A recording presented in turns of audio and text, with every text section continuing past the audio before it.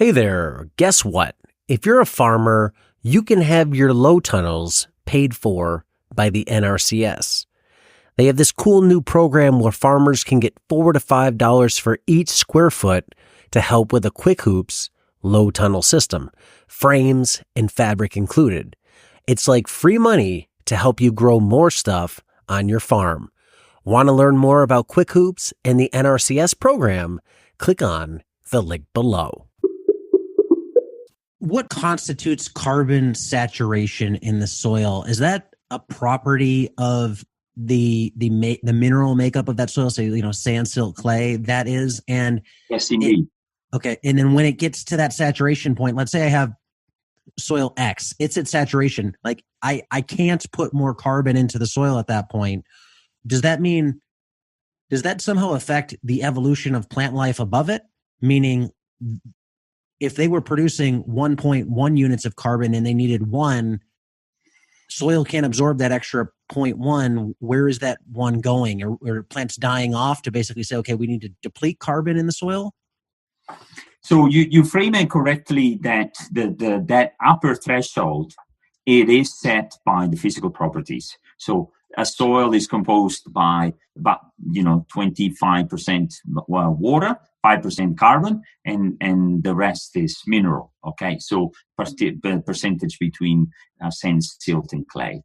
So when you are at that level of roughly, in fact, they're called mineral soils. We can go to the histosols, the organic, the peat soils, where they can go 50% carbon, but that's like a mine territory. Because if you put them and you just almost look at them by scratching, big release of CO2 they go. So they can be mitigated and there can be things done to them, but they are so on a very small percentage of areas that they're not going to be a critical piece in the future.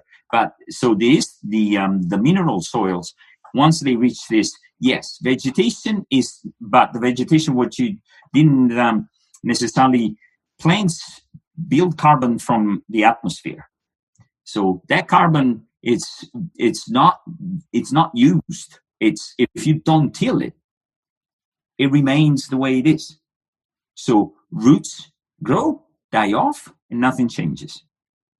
So it's at equilibrium. There is no extra. If you put a big change vegetation, the thing is, change vegetation requires some change of a physical change. So if it is a natural change that, wind brings a different, that's more a climate related, what temperature. And in the prairies, there is basically an evolution of which species predominates, the grass is over. And that's very important to maintain the biodiversity for the benefits of the microbes. But when you are in situation of saturation, you will very well confirm that the prairies wouldn't change.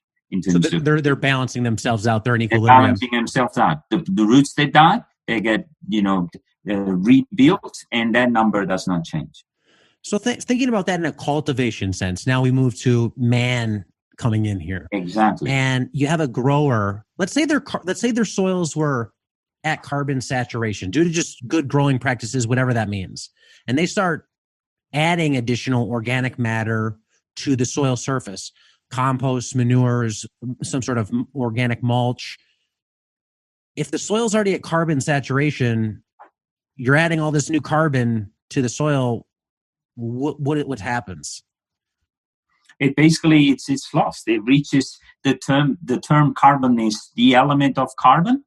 It remains at that percent. It remains, if it is a mineral soils, you would increase the organic matter. You could have, think of a big pile of manure.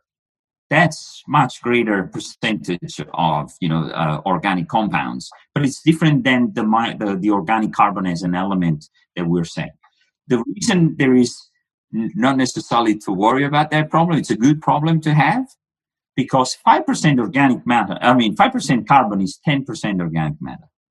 Okay, there is difference between organic matter is 58% carbon.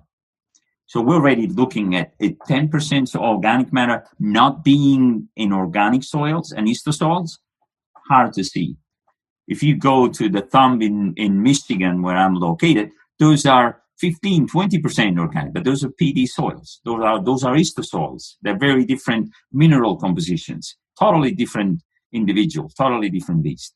So it's not a problem that we really face or we worry about, I don't want you far from having 5% organic carbon, which means 10, 12% organic matter. You will need to keep adding nutrients, amendments in the form of carbon to be able to reach as close as possible.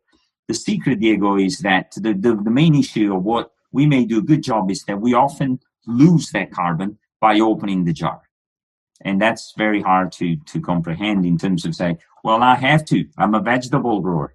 You have to fully understand. If you don't produce vegetable, we won't be healthy. So there is always a trade-off. There shouldn't be fanaticism about things. Yes, you do want to reach that. You don't want to have a total, what we call soil inversion tillage, where you flip, Marlboro plow, you basically you just flip 30 centimeters, a foot of soil upside down, bringing all the microbes, the activity as, it used to be in the past. So the more heavy source of tillage.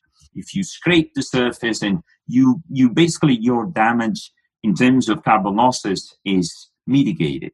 And it's not very much in terms of losses because you can compensate by having greater yield and accumulation of roots and adding compounds.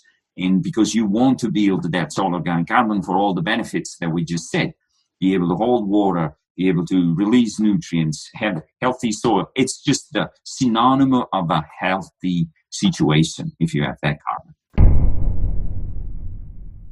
Hello, growers. Looking to turn your homestead into a profitable business? Or are you a farmer looking to boost your sales? Check out my book, Sell Everything You Grow. This book is the ultimate guide to choosing the right farm business model that fits your farm, time, and location. Discover which model has the highest profit margins and why diversification is so important. Whether you're selling apples, vegetables, or microgreens, Sell Everything You Grow will help you find your first market or expand into new ones. Get Sell Everything You Grow on Amazon and start selling more today.